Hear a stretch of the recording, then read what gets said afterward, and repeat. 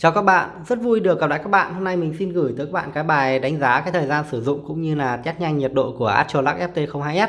Cái phiên bản mình sử dụng đánh giá ngày hôm nay thì nó sử dụng 4 nét SST40 cho cái độ sáng lên tới là 7000 lumen.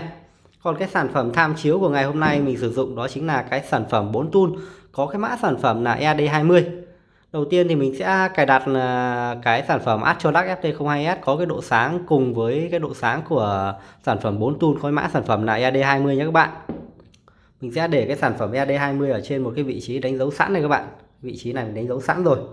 Cái sản phẩm EAD20 mình mới lấy thì nó có cái độ sáng ở cái mức cao các bạn. Cái mức cao là 2200 lumen. Cái thời gian hoạt động của nó là khoảng 3 giờ. Đây là một cái sản phẩm mới thì bữa nào có dịp thì mình sẽ làm cái clip đánh giá chi tiết cái sản phẩm này nha các bạn. Bây giờ mình sẽ tiến hành bật cái sản phẩm EAD20 lên trước này. Đây mình có một cái phần mềm đo lúc này. Các bạn có thể thấy cái giá trị lúc đo được ở đây nó rơi vào khoảng 260 lúc nha các bạn. Mình sẽ bỏ cái sản phẩm này qua một bên này. Bây giờ mình sẽ test với lại Astrolac FT02S. Các bạn có thể thấy này, cái giá trị đo được ở đây nó sẽ cao hơn một chút. Nói chung là mình sẽ tính cho nó bằng cái sản phẩm 4 tool này nha các bạn. Vì là để hiệu chỉnh cái độ sáng mà nó rơi vào đúng như cái sản phẩm này thì nó rất là khó. Bây giờ mình cùng các bạn sẽ đi test cái độ sáng của hai cái sản phẩm này nha các bạn. Sau đó thì chúng ta sẽ test thử cái thời gian hoạt động cũng như là nhiệt độ trên hai cái sản phẩm này. Chúng ta thường hay nói với nhau rằng là mua cái đèn pin có cái độ sáng 7000 lumen để sử dụng cái mức sáng là 1000 lumen. Còn mua cái sản phẩm mà có độ sáng 2000 lumen này thì nó chỉ sử dụng cái độ sáng 500 lumen thôi. Thì cái câu nói đó thực sự nó có ý nghĩa không? Bây giờ chúng ta sẽ đi vào cái bài test đầu tiên nha các bạn. Bên tay phải của mình là 4 tool EAD20 này.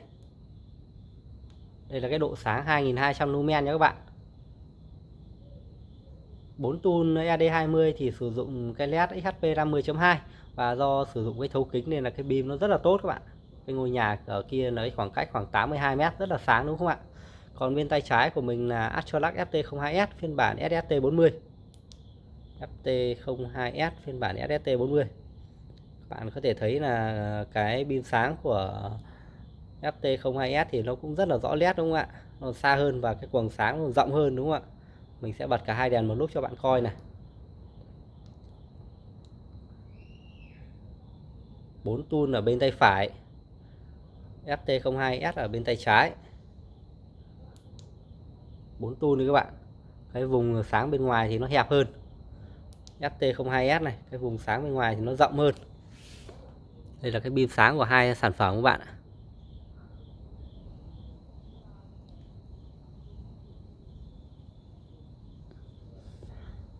Đó, khả năng chiếu sáng trên 4 tool rất là tốt nha các bạn. Bây giờ mình sẽ đánh giá nhanh cái thời gian sử dụng của FT02S ở cái độ sáng 2200 lumen cũng như là đánh giá nhanh cái nhiệt độ so với cái sản phẩm là 4 tool EAD20 nha các bạn. Cái nhiệt độ phòng lúc này của mình đang là 19 độ C này. Mình sẽ tiến hành bấm giờ. Tiến hành đo lúc. Sẽ bật FT02 trước này. Bật cái sản phẩm 4 tool.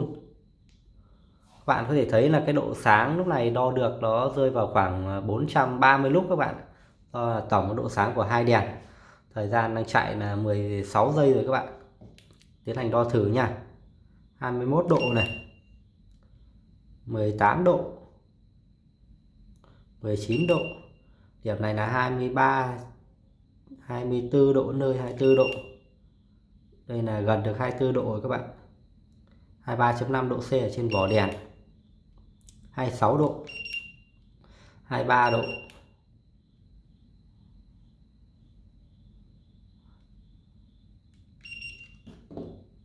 4 tool bắt đầu giảm sáng rồi các bạn. Mình tắt đi cho bạn coi nha. Có lẽ là trong thân đèn nó đã nóng tới mức độ để giảm sáng rồi. Đó. Astrolac FT02S thì vẫn ở cái giá trị là 260 lúc nha các bạn.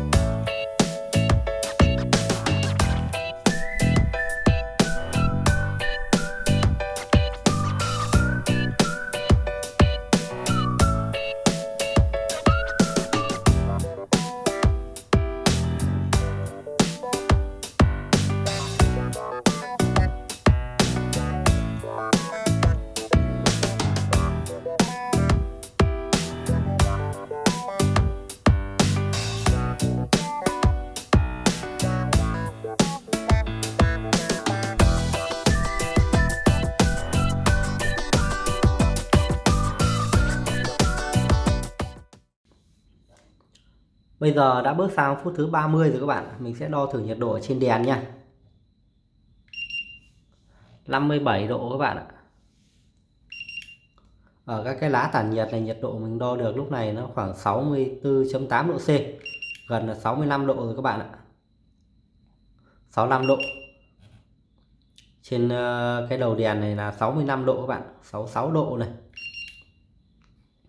Ở trên nút bấm mình đo được là 62 độ nha các bạn. 60 độ. Trên thân đèn là 59 độ, 58 độ các bạn.